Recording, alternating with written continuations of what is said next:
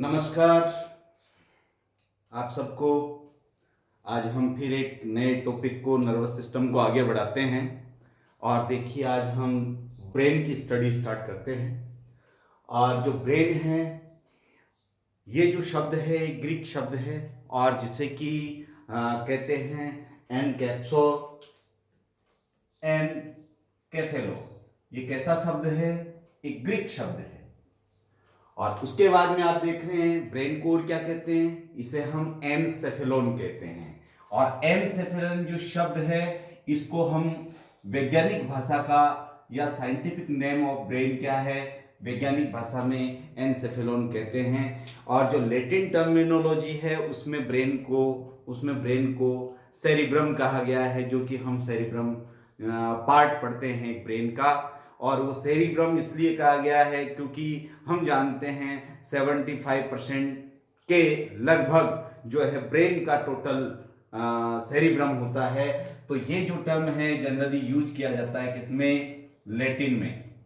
तो ये ब्रेन के सिनोनिम हुए। अब हम एक एक करके इसकी स्टडी पॉइंट वाइज करते हैं जिससे कि ब्रेन जो इतना जटिल है उसको हम आसानी से थोड़ा बहुत समझ पाएं। तो सबसे पहले मैंने लिखा है सॉफ्टेस्ट। सॉफ्टेस्ट का मतलब क्या होता है? कोमल। और कॉम्प्लेक्स का मतलब क्या होता है? जटिल। तो हम ये कह सकते हैं कि हमारे शरीर का सबसे कोमल अंग, हमारे शरीर का सबसे जटिल अंग वो कौन है? वो हमारा मस्तिष्क है। और जो ये मस्तिष्क है अगर हम इसकी ओरिजिन की बात करें तो सबसे पहले ओरिजिन यानी उत्पत्ति किससे होती है? तो इसकी उत्पत्ति होती है एक्टोडर्म से। और एक्टोडर्म आप जानते हैं किसे कहते हैं? जब गैस्ट्रुलेशन की क्रिया होती है तो उसका अंत 3 तरह की जर्मिनल लेयर से होके होता है, एक्टोडर्म, मेसोडर्म और एंडोडर्म। तो जो एक्टोडर्म है उसी के थ्रू बनती है। देखिए मैंने प्रयास किया है कि हम ब्रेन को एक लाइन में समझ सके कि किस तरह से इसकी उत्पत्ति और डेवलपमेंट होता है। तो यहां देखिए मैंने तीनों डर्म लिखी है। ये एक्टोडर्म है, ये मेसोडर्म है और ये एंडोडर्म है। और यहां पर मैंने गोल जो बना रखा है वो न्यूरल कोड है या नर्व कोड जिसे आप कहते हैं। जैसे ही डेवलपमेंट स्टार्ट होता है और ब्रेन बनना आरंभ होता है तो यहां देखिए ये जो एक्टोडर्म, मेसोडर्म और एंडोडर्म है इसमें से एक्टोडर्म क्या करती है? 2 फोल्ड्स बनाती है। और ये फोल्ड आप देख रहे हो यहां पर। और ये जो फोल्ड है इनको हम बोलते हैं न्यूरल फोल्ड। क्या बोलते हैं? न्यूरल फोल्ड या तंत्रिकीय वलन। क्या बोलते हैं भाई? तंत्रिकीय वलन। और जैसे ही ये तंत्रिकीय वलन इस तरह से पहले ये एक्टोडर्म ऐसे होती है और फिर इससे ये वलन बनते हैं, फिर दोनों अटैच हो जाते हैं। और जहां पर ये अटैच होते हैं वहां से अंदर की तरफ एक लोब क्रिएट करते हैं। तो अगली स्टेज में देखिए ये लोब बन गया ये वाला। और ये जो लोब बना इसको यहां से जॉइंट करके रखने वाली जो सेल्स है वो सारी सेल्स न्यूरल क्रेस्ट सेल्स कहलाएगी। अर्थात यहां से ये जुड़ा रहेगा। ये सारा काम एक्टोडर्म में हो रहा है। मेसोडर्म और एंडोडर्म इसमें कोई रोल अदा नहीं कर रही है, वो वैसे की वैसे है। ये न्यूरल कोड पड़ा। अगले स्टेज में आते हैं हम। जो ये न्यूरल कोड क्रेस्ट बना इसी से क्या बन गया? यहां पर तंत्रिका नाल बन गया। तो ये क्या बन गया? तंत्रिका नाल। और तंत्रिका नाल जिसे कि आप न्यूरल ट्यूब कहते हैं, ये वह स्ट्रक्चर बन गई जो कि अब बनाने वाली है क्या? हमारा दिमाग बनाने वाली है, हमारा ब्रेन बनाने वाली है। तो देखिए ये जो न्यूरल ट्यूब है इसको चारों ओर से घेर के जो सेल्स रखी हुई है वो सारी की सारी न्यूरल क्रेस्ट सेल्स कहलाती है। और नीचे एक बड़ा पाउच बन गया, ये हमारी बॉडी कैविटी बनाने वाला है, लेकिन उसकी चर्चा हम यहां नहीं करने वाले। हम सिर्फ न्यूरल ट्यूब को देखते हैं। अब ये न्यूरल ट्यूब क्या होगी? इसमें रेखीय लंबाई में क्या होगा? संकुचन होगा। अर्थात एक सीधी रेखा में, जैसे मान लीजिए ये न्यूरल क्या है? ये पहले न्यूरल कोड न्यूरल ट्यूब इस तरह से थी, फिर ये क्या हुई, इलोंगेट हुई तो इस तरह से हो गई, फिर इसके अंदर क्या होगा, यहाँ पर दो बेंड बनेंगे और दो बेंड बनने से न्यूरल ट्यूब जो है फैल करके एक ट्यूबुलर जो स्ट्रक्चर थी उसमें तीन स्ट्रक्चर आपको नजर आएगी। तो ये न्यूरल ट्यूब है, ये आगे चली, लंबी हो गई, इसमें रेखीय संकुचन हुआ और दो फोल्ड बने, ये वाले, ये दो फोल्ड जो बने, इनकी वजह से इसमें तीन पार्ट हो गए और इन्हीं तीन पार्ट को हम कहने वाले हैं अग्र, मध्य और पश्य। और ये इन तीनों को जोड़ दें तो अग्र भाग अग्र मस्तिष्क, मध्य भाग मध्य मस्तिष्क और पश्चिम भाग पश्चिम मस्तिष्क। तो इन तीनों को अगर हम मिला देंगे तो क्या बन जाएगा, ब्रेन बन जाएगा। अगर मैं बात करूं हमारे ब्रेन की, हमारे दिमाग की, तो इसमें आपका जो अग्र मस्तिष्क है यहां पर एक कपालीय वलन बनता है और कपालीय वलन को क्या बोलते हो आप, कपालीय वलन को आप बोलते हो क्रेनियल फोल्ड, इसे बोलते हैं कपालीय वलन। और कपालीय वलन जो है वो थोड़ा सा कर्व बन जाएगा और यही कारण है कि जो स्तनधारी होते हैं, जो मेमल्स होते हैं और जो ह्यूमन बींग्स होते हैं उसमें आगे ये कर्व मिलता है, बाकी मिड और जो हाइंड ब्रेन है वहां पर ये कर्व नहीं मिलता। तो इस तरह से हमारे दिमाग की उत्पत्ति आरंभ होती है और ये जो सारा काम है फोर्थ वीक आफ्टर फर्टिलाइजेशन, यानी जाइगोट फॉर्मेशन हो गया, उसके जो चौथा वीक चलेगा 21 से लेकर 28 दिन का, उस दौरान ये सारा प्रोसेस होगा। अब हम आ जाते हैं, देखिए इधर इसकी पोजीशन पे, यानी ये शरीर में कौन सी स्थिति इसकी होती है, अर्थात कहां पर, ये जनरली आप जानते हैं डोर्सल पार्ट का मतलब होता है पृष्ठ सतह और मिडिल एक्सिस का मतलब होता है मध्य अक्ष। यानी हमारी बॉडी का जो मध्य अक्ष है, ये जो मध्य अक्ष है ये वाला, और हमारी ये जो डोर्सल सरफेस है अर्थात पृष्ठ पार्ट है, इसके मिडिल एक्सिस के ऊपर ये पड़ा है कौन, हमारा दिमाग। और अब हम देखते हैं इसकी साइज का मतलब इसका आकार जो है कंप्लीट किस हिसाब से होगा, तो ये डिपेंड करेगा डेवलपमेंट पे। लेकिन फिर भी हमने यहां देखा है कि जब हमारा जन्म होता है तो उस समय हमारा दिमाग का लगभग 25% पार्ट जो है बन पाता है, और जब हम जन्म के बाद में 2 साल तक का जो पीरियड होता है ग्रोथ का, उस समय हमारे ब्रेन का 75 से लेकर के 80% जो है साइज एक्वायर कर लेता है। और कंप्लीट 100% साइज हमारा ब्रेन कब एक्वायर करेगा, during after 6 years old become a human being, जब आ जाता है 6 साल का हो जाता है, तब तक वो 100% उसका जो दिमाग है पूरी तरह से बन जाता है। अब हम देखते हैं कि जो ब्रेन है एक ऐसा स्ट्रक्चर है, क्योंकि मैंने कहा कॉम्प्लेक्स है, और ये कॉम्प्लेक्स स्ट्रक्चर है, इसके लिए इसमें बहुत सारी कॉम्प्लेक्सिटी किसके कारण से आती है, तंत्रिका कोशिकाओं से आती है। और इन तंत्रिका कोशिकाओं का अगर नंबर देखें तो यू कैन बिलीव इट, इसका नंबर होता है 2.5 multiply 10 to the power of 15।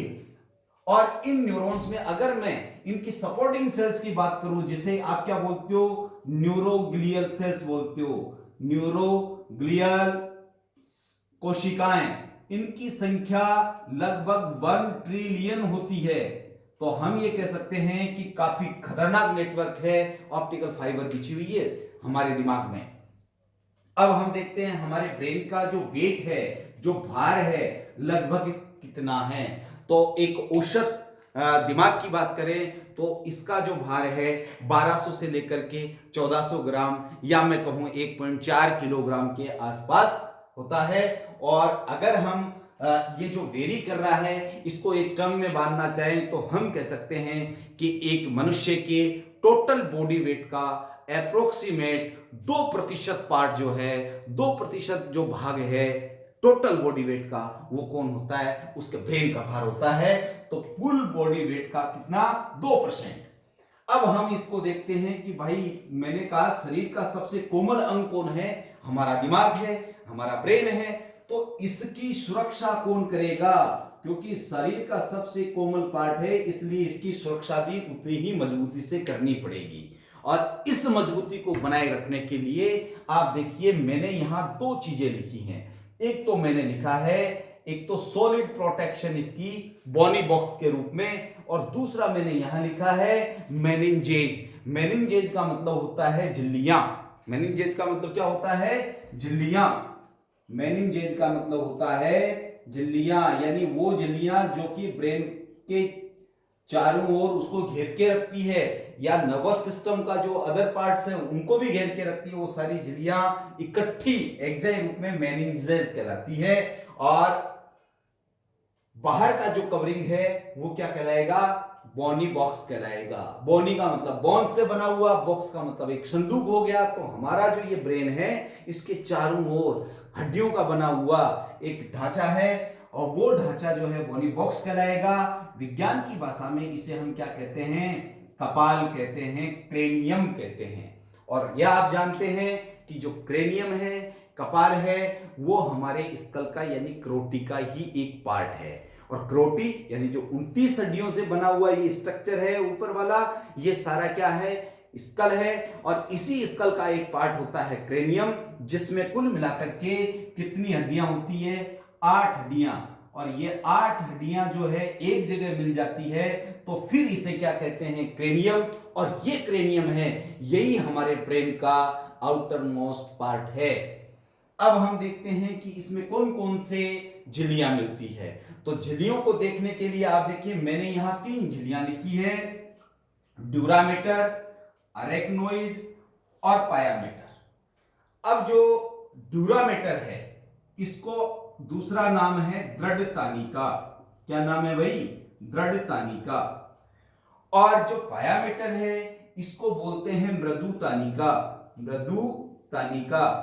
और जो बीच में बच गई इसको हिंदी में हम बोलते हैं जाल तानिका। तो इस तरह से हमने देखा कि हमारे ब्रेन के चारों ओर 3 तरह की झिल्लियां इसको घेर के रखती है। पहला कौन सा है? ड्यूरामेटर, दूसरा अरेक्नोइड, तीसरा पायामेटर। तो जो ड्यूरामेटर है इसकी स्ट्रक्चर को अगर हम डायग्राम में देखना चाहें तो ये मैंने एक ब्रेन का डायग्राम बनाया है, जहां मैंने लिखा है कि इसका कलर जो है पिंकिश टाइप का नजर आएगा जब इसको खोला जाएगा। और आपने अखरोट खाया होगा, अखरोट के ऊपर की जो स्ट्रक्चर आपको नजर आती है खोलने के बाद में, उस तरह की कुछ स्ट्रक्चर्स इसके अंदर नजर आएगी। तो ये एक ब्रेन है और ब्रेन की ये कवरिंग है साहब। और ये जो कवरिंग है इसको मैंने यहां से निकाल लिया। इस तरफ निकाला तो मुझे ब्रेन का यहां से मान लीजिए कट सेक्शन हमने लिया, तो उसमें क्या क्या नजर आने वाला है देखिए। उसमें सबसे पहले आपको रोम नजर आएंगे जो कि आपके सिर के ऊपर हैं। जिनके सिर के ऊपर हैं तो बहुत अच्छी बात है, अगर नहीं है इसका मतलब बाल्डनेस डिजीज हो सकती है, खैर वो बातें अलग हैं। तो यहाँ रोम होंगे। रोम किसके अंदर रहेंगे? हमारी जो हड्डियां हैं उनके आउटर कवरिंग क्या है? पेरिओस्टियम। पेरिओस्टियम किसे कहते हैं? हड्डी के बाहर का आवरण।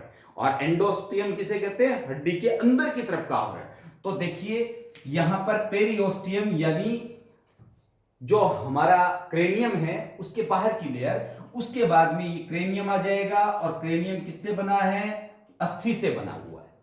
अस्थि से बनने के बाद में जैसे ही आप उसको खोलोगे तो यहां पर आपको क्या मिलेगी? ड्यूरामेटर मिलेगी। ये देखिए यहां पर जो मैंने ये पिंक और ब्लैक में भर रखा है इसको, ये ड्यूरामेटर है। ड्यूरामेटर की पहले हम जो कैरेक्टर्स हैं उनको देखते हैं। देखो ये सबसे बाहर है, आउटर है।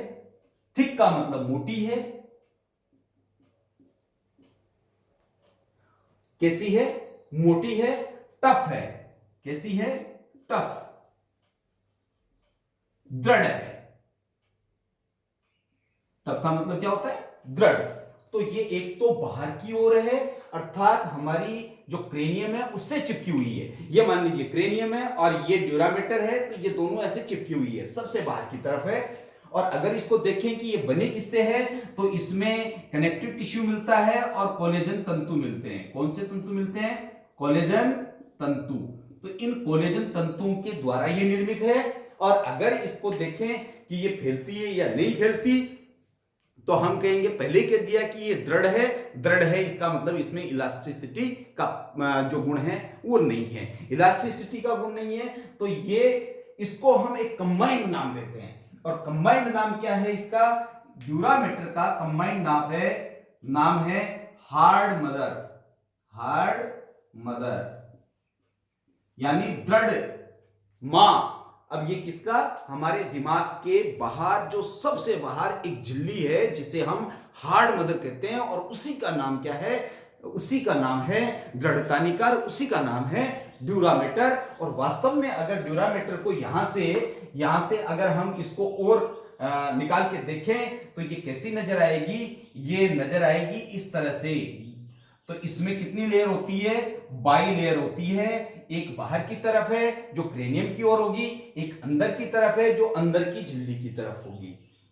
देखिए, और अब हम देखते हैं किसको? सेकंड वाली को, जाल तानिका। जाल का मतलब क्या होता है? नेटवर्क होता है। तो आप ये समझिए, ये एक ऐसी मेम्ब्रेन होगी जिसके अंदर जालनुमा संरचना मिलने वाली है। और ये जालनुमा संरचना क्यों मिलने वाली है? क्योंकि यहां पर ब्लड सप्लाई के लिए ब्लड वेसल्स मिलने वाली है। तो ये देखिए, ये मैंने लिखा है अरेक्नोइड, और अरेक्नोइड जो है ये बाइलेयर थी, लेकिन अरेक्नोइड देखें तो वो इस तरह से ही दिखेगी, यानी ये ओनली सिंगल मेम्ब्रेन है। कैसी मेम्ब्रेन है? सिंगल है। लेकिन जैसे जैसे ये ट्रेवल करेगी तो अंदर की तरफ कुछ फोल्ड्स बना लेती है। इन फोल्ड्स को हम कहते हैं अरेक्नोइड विलाई। क्या कहते हैं? Arachnoid villi. ये कौन सी है? ये वाली है। और इसी चीज को मैंने यहां दिखाया है। अब इस झिल्ली की बात करें तो ये बीच में है दोनों के, यानी पायामीटर और ड्यूरामीटर के बीच में है, तो मिडिल हो गई, पतली हो गई। लेकिन इसका एक स्पेशल कैरेक्टर, जैसा कि हिंदी में इसका नाम क्या है? जाल। और जाल कौन बनाता है? जाल बनाता है स्पाइडर, मकड़ी। इसलिए इसका भी एक स्पेशल बायोलॉजिकल टर्म है, और वो कौन सा है? स्पाइडर वेबी।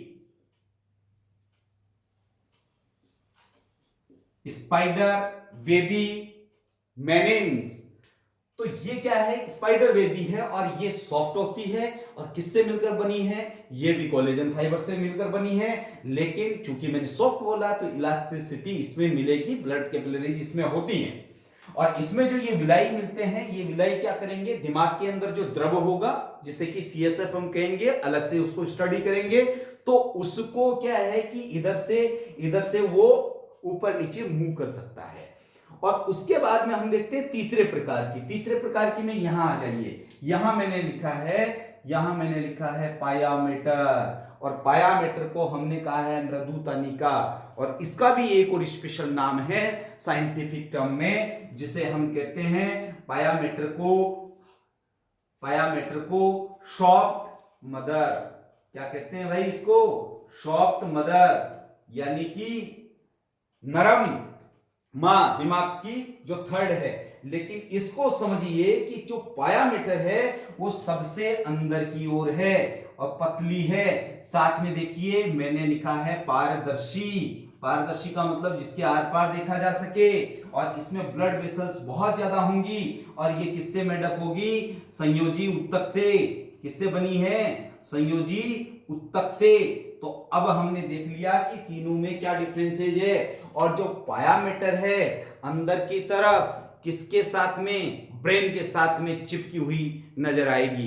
तो ब्रेन में वो झिल्ली जो कि क्रेनियम से चिपकी रहती है ड्यूरामीटर, और वो झिल्ली जो कि ब्रेन के बिल्कुल पास में पड़ोस में चिपकी हुई नजर आती है वो है पायामीटर।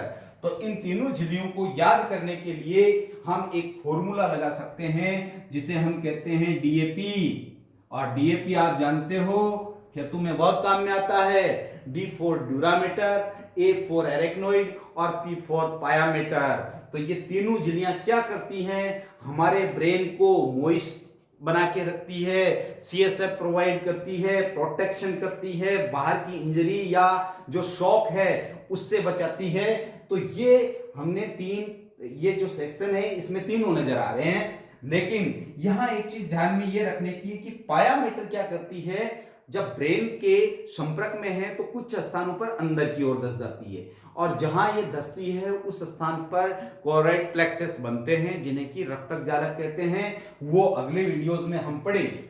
लेकिन यहां देखने की बात यह है कि जो ड्यूरामेटर, अरेक्नोइड और पायामेटर है, इनके बीच में कुछ जगह रहती है, उस जगह को हम स्पेस कहते हैं। और ये स्पेस क्या कहलाएगा, तो देखिए मैंने लिखा है कि ड्यूरामेटर और अरेक्नोइड, इन दोनों के बिटवीन स्पेस जो होता है उस स्पेस को हम कहते हैं सब ड्यूरल स्पेस। क्या बोलते हैं? सब ड्यूरल स्पेस या सब ड्यूरल कैविटी। और ये जो सब ड्यूरल कैविटी है इसमें सीरस फ्लूइड भरा होता है, और सीरस फ्लूइड का नाम आप समझ गए होंगे कि सीरम जैसा फ्लूइड है। और सीरम क्या होता है? फाइब्रिनोजन रहित प्लाज्मा को हम क्या कहते हैं? सीरम कहते हैं। और दूसरी तरफ देखिए इन दोनों के बीच की कैविटी, तो यहां पर मैं आ जाता हूं। ये देखिए ये वाली जो कैविटी है, ये वाली ड्यूरामेटर और अरेक्नोइड, इनके बीच की जो कैविटी है उसको हमने क्या कहा है? सब ड्यूरल स्पेस कहा है। और दूसरी तरफ जो अरेक्नोइड है और पायामेटर है, यानी स्पाइडर बेबी है और सॉफ्ट मदर है, इनके बीच में जो कैविटी होगी उसको हम क्या कहेंगे भाई? सब अरेक्नोइड स्पेस कहेंगे। और ये सब अरेक्नोइड स्पेस आप यहां देख रहे हो, सब अरेक्नोइड स्पेस किसके बीच में? ये अरेक्नोइड है और ये पायामेटर है। इन दोनों के बीच में जो ये स्पेस है, इस स्पेस को हमने क्या कह दिया? सब अरेक्नोइड स्पेस कह दिया। और ये जो सब अरेक्नोइड स्पेस है इसमें क्या मिलेगा? इसमें सीएसएफ मिलेगा। और सीएसएफ और सीरस दोनों एक जैसे से ही पदार्थ हैं। फर्क किसका है? इसमें प्रोटीन रिच होता है ये, और सीएसएफ ग्लूकोज रिच होता है। जबकि मैक्सिमम जो इनको निर्माण करने वाला पदार्थ है वो क्या होता है? वाटर होता है। और आप जानते हैं प्लाज्मा का भी 99% तक प्लाज्मा ही होता है। तो ये जो फ्लूइड्स हैं, ये सारे फ्लूइड्स किसमें भरे रहेंगे? जो सब ड्यूरल कैविटी है और सब अरेक्नोइड कैविटी है, यहां इसमें देखिए यहां पर भरे रहेंगे। और पायामेटर के अंदर की तरफ क्या होगा? हमारा ब्रेन आ जाएगा। तो ये जो ग्रे मैटर और मैंने व्हाइट मैटर लिखा है, ये किसका हिस्सा लिखा है मैंने? हमारे दिमाग का, हमारे ब्रेन का हिस्सा लिखा है, मस्तिष्क का हिस्सा लिखा है। तो ये आ गया, हमारा ब्रेन आ गया। तो इस तरह से हड्डी और झिल्लियां दोनों मिलकर के ये काम करती है। बात यहां ये करें कि ये जो झिल्लियां हैं, अगर इनके बीच में भरा हुआ जो ये द्रव है इसकी मात्रा बढ़ जाए, या फिर मैं कहूं इसमें बैक्टीरियल इन्फेक्शन हो जाए, तो इसमें एक रोग हो जाता है। और उस रोग को हम क्या कहते हैं? मेनिंजाइटिस रोग कहते हैं। मेनिंजाइटिस रोग क्या होता है कि अगर बैक्टीरियल इन्फेक्शन हो गया तो हमारे यहाँ ये जो मेनिंग्स है इनमें सूजन आ जाएगी।